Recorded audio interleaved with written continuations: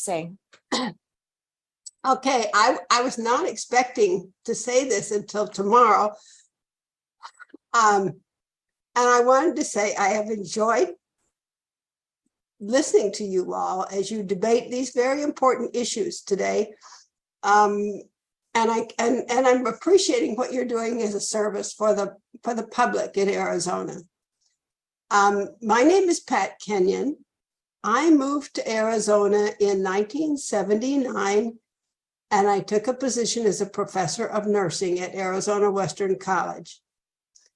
After my retirement, because I trust the community of people that surround me. And because of my issues with pharmacy, the issues that confront pharmacy today, I am actually becoming quite fearful that I'm not going to be able to continue to do that. And my fear is, of course, augmented because I know so much about healthcare and medicine and pharmacy from my career in nursing. And my concern today, specifically, I'm forcing myself to focus, has to do with your standards and protocols related to supply chains for prescription drug delivery. And let me tell you something about me. After some 40 years of misdiagnoses, I was diagnosed with FHP, hypersensitivity pneumonitis of a progressive fibrotic type. It is an allergic response to unknown antigens. It is a rare diagnosis. It is always fatal.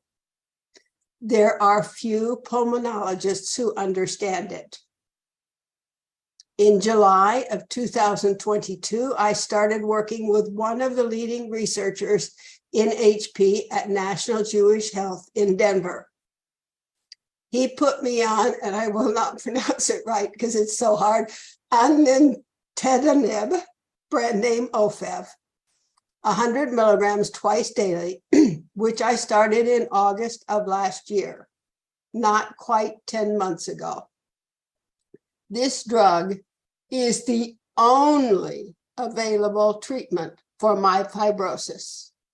It is the only thing that could potentially slow the formation of more fibrosis in my lungs and slow my inevitable progress toward asphyxiation. I know asphyxiation is coming. I just don't know when. I can only get this drug from a specialty pharmacy outside Arizona. I must refill it every month. I am basically tethered to my home address in Yuma, Arizona, southwestern, hot, low desert, very hot. The specialty pharmacy asks me at every refill whether I want it sent to my home in Yuma, where it would be delivered by the United States Postal Service to a metal mailbox in our fierce sun. I opted to start with and continue to have the bottle delivered to a local pharmacy, same chain, where it should be protected from heat and mishandling. But it is not. The specialty pharmacy uses UPS for deliveries from the airport, I believe, in Phoenix. I bet you have seen the delivery people for UPS stepping out of their vehicles with sweat pouring from their bodies and staining their clothes, as I do all summer and sometimes in the winter. It is clear to me and anyone else that if the delivery vehicles don't protect drivers from the Arizona heat, they certainly don't protect the packages loaded in the back of these vans and trucks. I always ask the tech taking the refill order at the specialty pharmacy to request overnight shipping with early morning delivery, trying to get it sent by air at night when planes will be a bit cooler, because the temperature spread for OFEV is like a low of 59 and a high of 77. That's not much leeway for storage. They always say they've done it. I have to assume, because I'm on the phone, that they've done it right. I have been getting this delivery for 10 months now. 4 times out of those 10 months, they did not follow, at least 4 times, they did not follow the shipping did not follow the routine. One, the pharmacist and the capsules were stuck together. He returned that bottle, and a day or 2 later, the specialty pharmacy delivered one, and they weren't stuck together. Then another time, the delivery was promised for a Friday, and UPS, because of who knows what was going on at UPS, they decided they should delay delivery until the next week. Supposed to come in on Friday, they said I'd have it on Tuesday or Wednesday. Who knows where they were going to store the medication in the meantime and what was going to happen to it.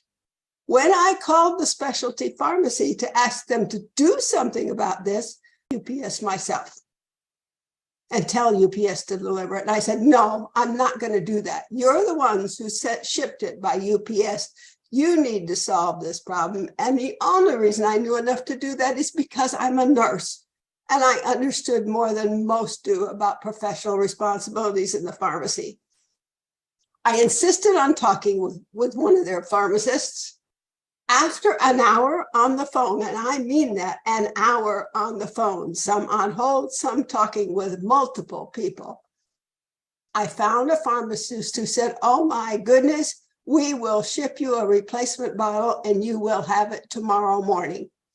And I did have it tomorrow morning at the pharmacy. One time, the drug delivery was promised for a specific date.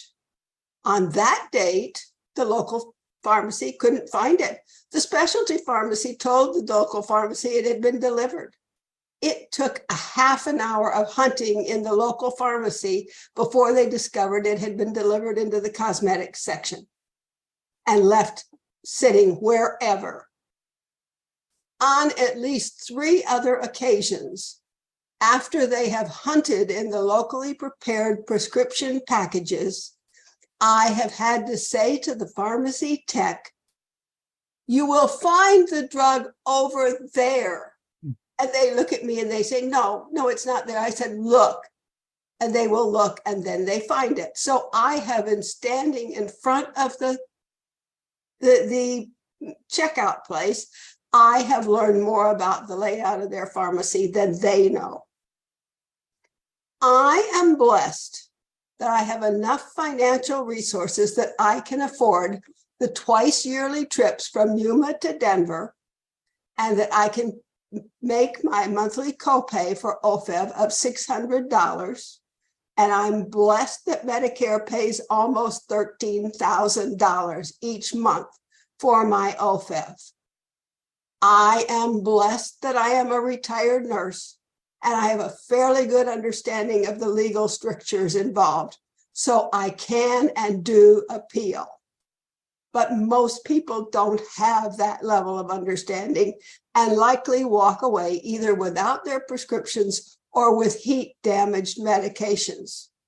And I have to tell you, I also believe at my age and with the service I have given to the state of Arizona over the years, I deserve to receive my prescriptions without constant fear that the refill will be delivered damaged, that I'll not have the refill before the previous refill has been used, and that without an estimated of 3 or more hours of effort on my part every month. At the very least, I would like you to insist on temperature regulations for drugs as they are shipped from the manufacturer who puts guidelines on the drugs all the way to the client.